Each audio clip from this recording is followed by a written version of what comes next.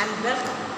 Today we are going to start with the very first lesson in geography, and that is none other than resource and development.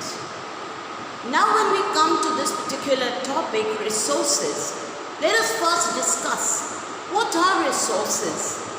Well, everything that is found in nature and which is of some use to us is called a resource. But in order to actually classify as a resource, there has to be three criteria. First, it should be technologically accessible. Technologically accessible means the technology should be very easily available to each and every person. The technology which would be something very available to everyone. It should be not something that is totally beyond the control of the common man. Everyone, like a mobile phone. Today you find even the most illiterate people, they are the ones even who can operate a mobile phone. So first thing is that it has to be technologically accessible to everyone. Everyone should be able to operate it, to know its values, and the technology should be very simple. Second thing is economically feasible. Economically feasible in common man's terms means it should be, quite cheap. Today, beta, we have the technology to go to Mars. We have the technology to go to the moon. Can you and I afford a ticket to Mars or moon? Not possible, because it is going to cost us maybe billions of rupees, which is not possible for any ordinary person. So what we need to do is, it has to be economically feasible. Economically feasible means it must be within the buying capacity of every individual. And third, it should be culturally acceptable, which I personally feel that's the very thing which is the most important. Now, why children? Now let us take the recent COVID-19 pandemic that we are facing at the moment. Many of them said it originated from Wuhan, and the cause of it is bats. Now in Wuhan there are places where exotic animals are really reared. They rear these animals because they become delicacies. They become, delicious meals for the people. Can you and I ever think of eating, insects and bats and rats and all these kind of things? So definitely it's not acceptable in our culture. And if it is not acceptable in our culture, then we are not going to call it a resource. So children, take down the definition of a resource. It is a product available in nature which must be technologically accessible, economically feasible, and culturally acceptable. And now children, we are going to come down to the classification of resources. How are we going to classify the resources? And now the very first thing is on the basis of origin. Can we note that down? On the basis of origin. Where does it come from? And we have two criteria in this: biotic and abiotic. Biotic is from the biosphere and it comprises of all living things. from the biosphere and from living things. That includes plants, animals, and of course human beings. There are so many plants, children, of which we cannot even imagine life without. Can you live without crops and food grains? There are animals. The cow gives us milk, the sheep gives us wool, and there are any amount of animals from which we procure certain things which we cannot think of living without. And human beings, human intelligence, human knowledge, human entrepreneurship, these are resources. They are called biotic resources. Abiotic resources, they refer to non-living things. They refer to clearly non-living things, that is minerals and metals. Your iron, magnesium, mica, bauxite, tungsten, gold, silver, platinum, tin, all these are abiotic resources. Now you may note down, biotic, obtained from the biosphere, comprises of plants, animals, and human beings.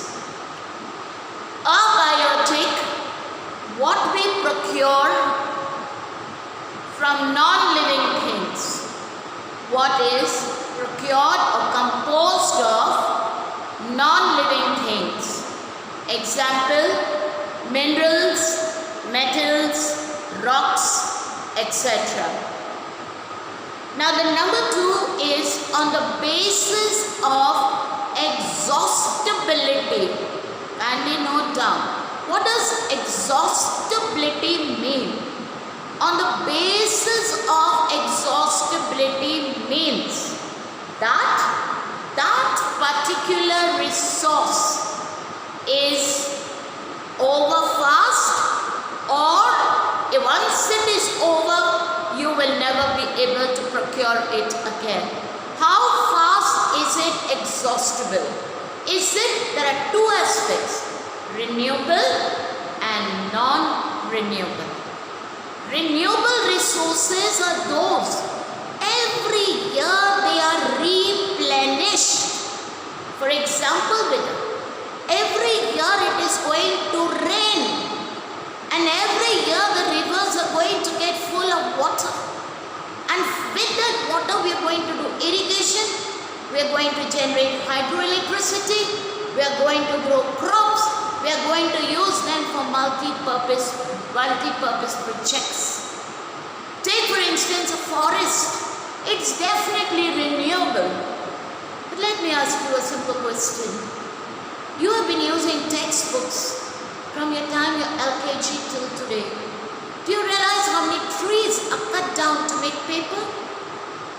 How many children, festivals like Lori or the Shera we have celebrated, where we have burnt wood. Have we even grown a tree? We know to cut them down in the name of progress, to broaden our roads, to construct buildings. We just slash the trees off. Children, have we grown the same amount of trees? But yes, if we have done so, then forest is a replenishable resource, a renewable resource. Now, a non-renewable resource is a resource that is, a resource once it is over. It's very difficult in a man's lifetime to renew it again.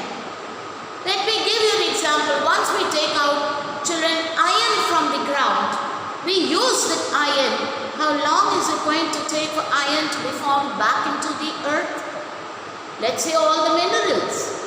But yes, let me tell you one thing. Many non-renewable resources, they are recyclable. Iron machine, if I melt that iron, I can finally make nuts and bolts and screws and things like that. I can make smaller machines, or I can make it into another big machine, because all that I've done is melted it and reshaped it.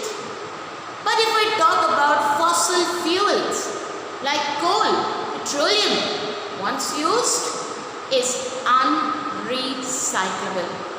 I cannot make the ash back into coal. Once the petrol is guzzled up, it cannot be recycled. It is over, it is over, it is a non-renewable resource. So now kindly note down on the basis of exhaustibility.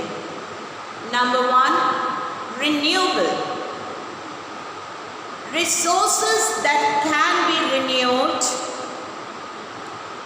by physical, chemical and mechanical processes. Resources that can be renewed by physical, chemical and mechanical processes. Example, forest, water, wildlife. Number two, non-renewable resources. They take years to form. They take years to form. They occur over a very long geological time. They occur over a very long geological time. They are divided into recyclable. They are divided into recyclable and non-recyclable. They are divided into recyclable and non-recyclable. Example, metals are recyclable. Metals are recyclable, but fossil fuels are not. But fossil fuels are not. Now, put the heading that on the basis of ownership. On the basis of ownership. Now, when we talk about ownership, there are four aspects to it. First, this is my car, this is my house, this is my land, this is my field, this is my well. What are these? They are individual resources because they are belonging to a particular individual. So these resources belonging to a particular individual, these are called individual resources. The number two is called community resources. Now, what is community resources? Children, it does not belong to one particular person, but it belongs to the whole community, the whole society. If you are living in a building, in a building complex, the playground is not your personal property. It is the property of every resident in that building complex. Take a public park. That belongs to everyone. You cannot restrict the person from entering that, saying that you belong to so-and-so caste, creed, culture, or sex. You cannot enter. No, kids. It's public property. It's community property. Everybody is welcome to it. Take, for instance, a cremation ground. You cannot stop a person bringing their bodies, the dead bodies, to be cremated in a particular Shamshan Ghat, because that is not a private property. That is a community property. Similarly, it is with the graveyard. things like a government hospital, that's community property. Property of course which belongs to the government, but at the same time everybody has access to it. I'll explain all four and then I will give you the notes. Now number 3 is, that is called national resource. That is called national resource. And what does national resource mean? Everything that is within the land and the water boundary of a country belongs to the government of that country. Everything that is within the land boundary. Now India, we are talking of India, we are surrounded by water bodies in the south on 3 sides. On the west you have Arabian Sea, on the south you have the Indian Ocean, and in the east you have the Bay of Bengal. 12 nautical miles is the sea boundary of India, right? Whatever is found, like Bombay High, is a sea base from where we are extracting oil, and that is within the 12 nautical miles. So it is within the property of India. And when a particular thing is within the property of a country, that is a national resource. Whether they are minerals, whether they are jewelry like gold and silver and diamonds, whether it is with oil, for example, in the Bombay High, everything that is within the periphery of the country, land periphery, water periphery, whatever is within the periphery of the country, that exists that comes under the national resources. Now what is called the international resources? Children, listen, I don't think you're aware of this fact, but 2 countries' boundary lines do not touch each other. If this is Nepal, this is India. Now the land that is in between, it is called no man's land. And this exists between every country of the world. Between India and Pakistan, there is a no man's land. India and China, no man's land. Pakistan and Afghanistan, no man's land. In short, what I want to tell you is every country, between 2 countries, there is a no man's land. I just told you one thing, that India's property in the water is 12 nautical miles. What happens beyond the 12 nautical miles?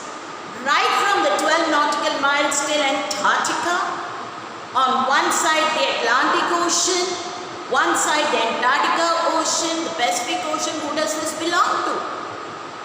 Well, they belong to the international organization. And anyone wanting to use any of these parts, they have to take the prior permission of the international organization. They cannot do anything without the permission of the international organization. And now children, kindly note down, put the heading on the basis of ownership. Number 1, individual resources. Resources that are privately owned. Resources that are privately owned. Example, house, car, land, fields, property, etc. Number 2, community resources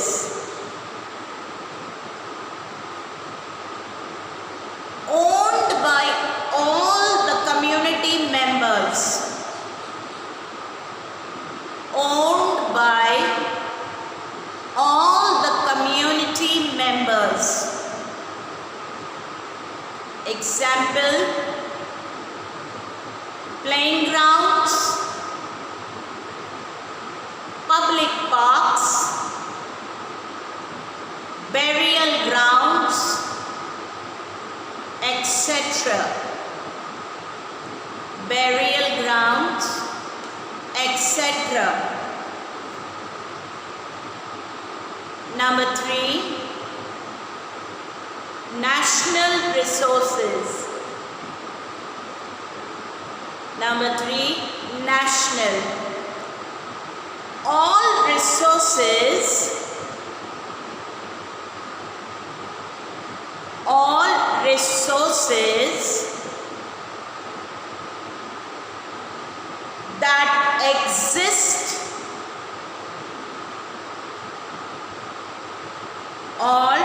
resources that exist within the political, all resources that exist within the political and oceanic boundaries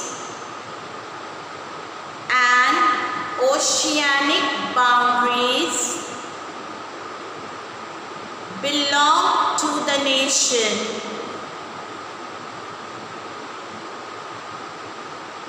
Example, minerals, resources,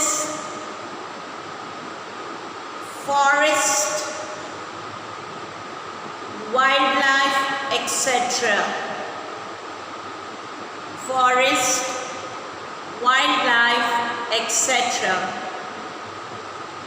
And the fourth is community.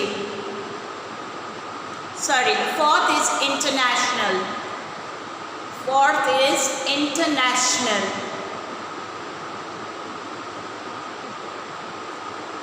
There are international institutions. There are international institutions that control those areas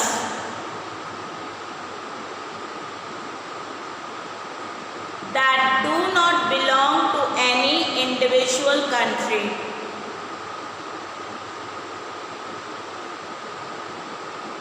That do not belong to any individual country. No country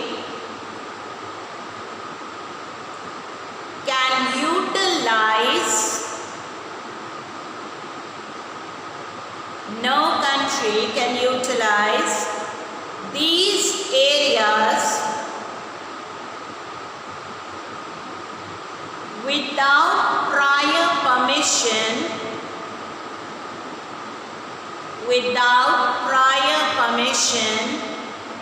of international institutions.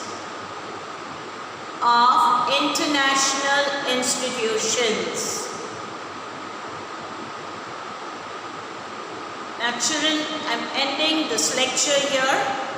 I'll be back again with the remaining part of the lesson. Thank you and God bless you.